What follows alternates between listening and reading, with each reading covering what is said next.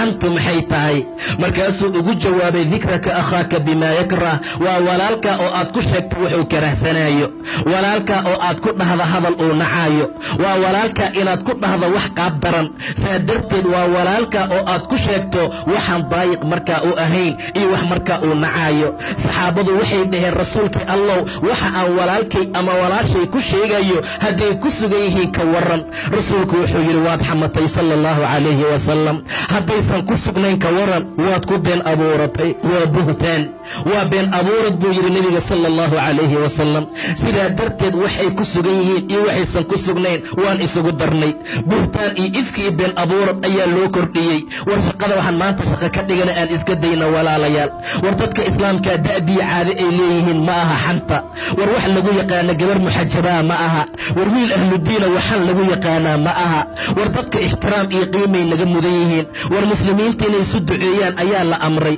inay ceebaha isku qariyaan baa la amray qof allaala qofkii qof muslima ceebtiisa u qariya ilaahay baa adduuniya aakhira u qariya subxaana wa tacaala war qof allaala qofkii qof mu'min ah kurba ka fayda ilaahay baa ta qiyaamo ka fayda subxaana wa tacaala war qof walbaaba qofkii walaalkii danihiisa ka shaqeeya ilaahay baa dantiisii xaajadiisa uga shaqeeya subxaana wa tacaala aadaabtana la baraya fiiriya wanaagga ilaahayna amraya fiiriya subxaana wa tacaala in allaala intaan walaalahayn xaajaadkooda iyo danahooda qaban lahayn waa dhibnay in allaala intaan imaani lahayn oo khayr iyo wanaag aan ku sheegi lahayn waan xamanaynaa in allaala intaan khayrkii wanaagga isu dardaarmi lahayn shartii xumaantaan isu dardaarmaynaa rasuulku haddaysan ku sugnayn waxaad ku sheegaysa waad ku been abuuratay buu yidhi waxaad la timid iftaro waxaad la timid buhtaan sidaa darteed dadka xaaladoodu ay sidaa tahay cadaab buu ilaahay u ballanqaaday waaladiina yu'duuna almu'miniina waalmu'minaat bigayri ma iktasabuu faqad ixtamaluu buhtaanan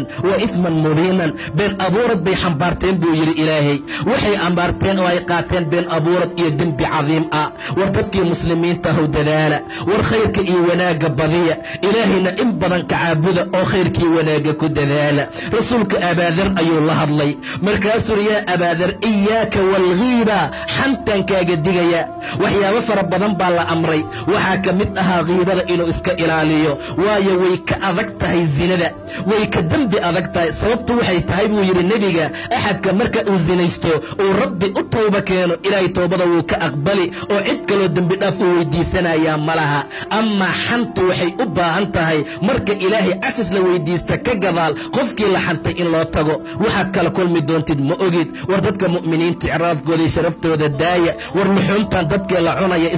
iska dhaafno war waxaan maantaan caadada ka dhiganay aan iska dayno war waxaan maanta carabkeenna ku fududaaday aan iska ilaalino wallaahi in badan waxay dadka cadaabka ku galaan waa carabka waxa cadaabka lagu mutaysta waa carabka subax walba xibnaha ayagoo khushuucsan yay hoos imaanayaan carabka markaasay leeyihiin ittaqillaah war carabow ilaahay nooga baq adigaan ku nahay haddaad toosnaato waa toosnaanaynaa haddaad qalloocata waa qalloocnaanaynaa carabka dhibaato badan oo ba'an buu dadka ku hayaa war waa idinkala digayaa adi iyo xan war xan meel lagu haayo ha u dhowaanin